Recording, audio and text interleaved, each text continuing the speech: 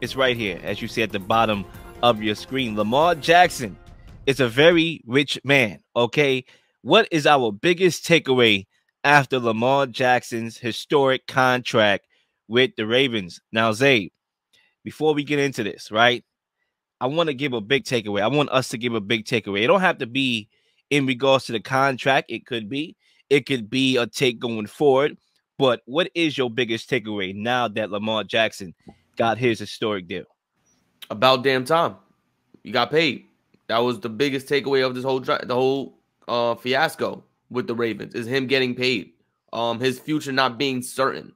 The Ravens have shown time and time again that people's futures aren't certain on this team, and they finally doubled down on Lamar Jackson, and that is the biggest takeaway. I think another big takeaway is that Lamar Jackson did it his way. He didn't hire agents. He kept it in-house with his mom as the primary agent for him and to negotiate that contract for him, and they got it done. There was a lot of speculation, a lot of criticism from me, especially about not having an agent, needing one, possibly reaching out to Lynn, the Jalen Hurts agent, in regards to getting that contract signed. And it was something that I was adamant about because I felt like he needed to be paid immediately. It shouldn't have been this long and waiting for him to get hurt. I think, what was it, 12 games he was hurt or something like that? Like, he had multiple injuries. And the fact that he finally got it done, that's my biggest takeaway. Yeah, so I guess my biggest takeaway is that the Jalen Hurts deal helped this deal to get done, right? I know a lot of people, and first off, before I even address people here, I do want to address Lamar Jackson. I am happy that he got his money, okay? Because at the end of the day, any naysayers knew that he deserved to get paid. It just was a lot of other exterior factors that kind of divided the people. But everybody knew that he deserved a contract and a mega contract. So, credit to Lamar Jackson that he's able to put that behind him. Credit to the Ravens for getting the deal done. They're able to put that behind them. Now they can just go play football. Okay, and we as media pundits could find something else to talk about, okay? For crying out loud. We've been talking about this topic for too long. Now, after this show, after this right here, we can move on, right? You see, I agree in the sense that it shouldn't have take this long. It shouldn't have took this long, but it wasn't fully the Ravens' fault, right? And I think we should know that if we don't already. Because back then, when you reference, the injuries and before the injuries, Lamar Jackson said, I don't want your money. Because he was trying to offset the market, right? Which he did in the annual per year average, he did, right? So, the Ravens were looking to pay him before they offered him a contract in September, which I'm going to get to in my second lap, right? So the big thing here was the fully guaranteed, right? After Deshaun Watson got the 250 fully guaranteed, that was holding up the process, right? And once Jalen Hurts deal got done and he got nowhere near Watson's fully guaranteed, it made it easy. It was like Lamar Jackson, he didn't need an agent. It was like, listen, I want a little bit more than what Jalen Hurts got. That's the model. Just give me more than what he got. Simple. You don't need an agent for that, right? A lot of people think you need agents, right? I hear people, get Nicole, get this other agent for Kirk Cousins. The quarterback market will negotiate itself, right? When you're a quarterback and a star quarterback, top 10 in the NFL, you don't really need an agent, okay? The market will need an agent for you, right? Jalen Hurts got his money. It was 185. No, excuse me. Lamar got 185 fully guaranteed, which was more than Hurts. 179 fully guaranteed. He got 260, Lamar. Jalen Hurts got 255. Look how identical the numbers are. You don't need an agent for that. It was, I want a little bit more than Hurts. Okay, Ravens was like, okay, fine. We'll give it to you. That's what we offered you in September. We offered you that same contract in September, right? So we didn't have to go through this. It just was, and I'm going to be honest here, Lamar Jackson was stubborn when it came to the fully guaranteed. And once the Ravens signed him to the non-exclusive tag, which he didn't sign, and I'm glad he didn't, he got showed up front that the NFL is not on that type of timing. What Watson got was an outlier. And the first example, well, there was a couple examples. Kyler Murray got less than him. That didn't offset the guaranteed market. Russell Wilson got less guaranteed than him. It didn't offset the guaranteed market. But Hurts, who went to a Super Bowl, who balled out in that Super Bowl, was the best player on that field in the Super Bowl, should have won MVP had Patrick Mahomes hadn't got I won't say he got hurt. Hurts got hurt, but if Hurts didn't get hurt, right? I'm saying a lot of Hurts. If he didn't get hurt, he would have won the MVP and potentially almost won a Super Bowl if his defense make a play. He was the one that showed Lamar Jackson that, okay, I got 179 fully guaranteed. So that Watson contract is clearly an outlier. Once Lamar Jackson realized that, it made it easier for this deal to get done. There's no coincidence that Jalen Hurts got his money last week. Lamar Jackson got his money yesterday. And that's my biggest takeaway. I think moving away from the contract, the historic contract, now is about moving forward. Now we get to see Todd Monken, one of college's best offensive coordinating coaches, in with the Ravens to fix the Ravens offense. And we're probably going to see a lot more passing and a lot more dynamic. I remember a couple episodes ago, a while ago, actually, when you referenced that I've been watching Lamar Jackson. You've been watching Lamar Jackson for a very long time. His game has been very similar. Ever in college.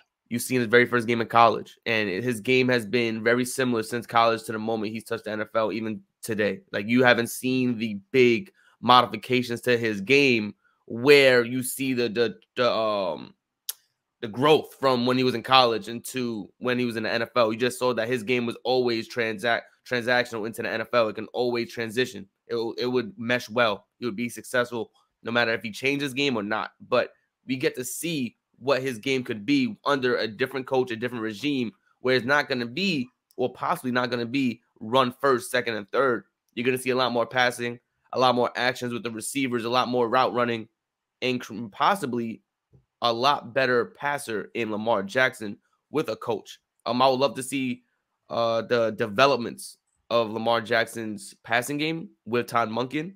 Not saying that Lamar Jackson has been lackluster in the passing game, but it's been underrated.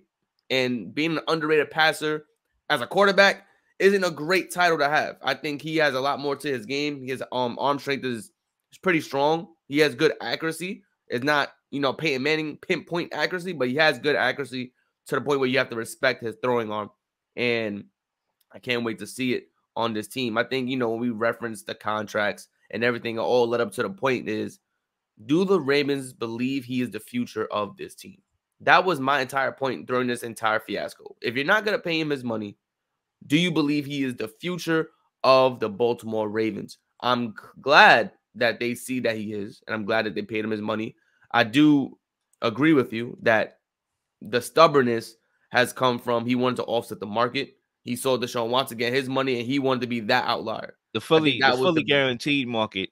Yes. I want to be clear because, the language in these contracts will throw everybody off. Yes. Not everybody know the contracts. Correct. And how that works in the NFL. A lot of people, they just see the player.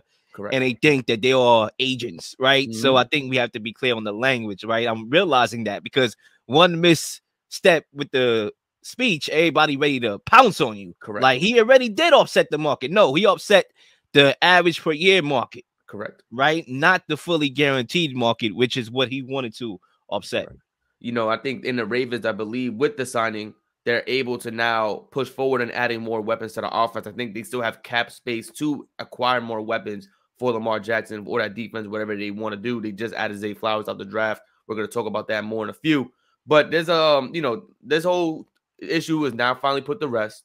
He got signed, and I believe that contract is going to be well worth it, and it's going to look like a bargain in these next couple of seasons for Lamar Jackson.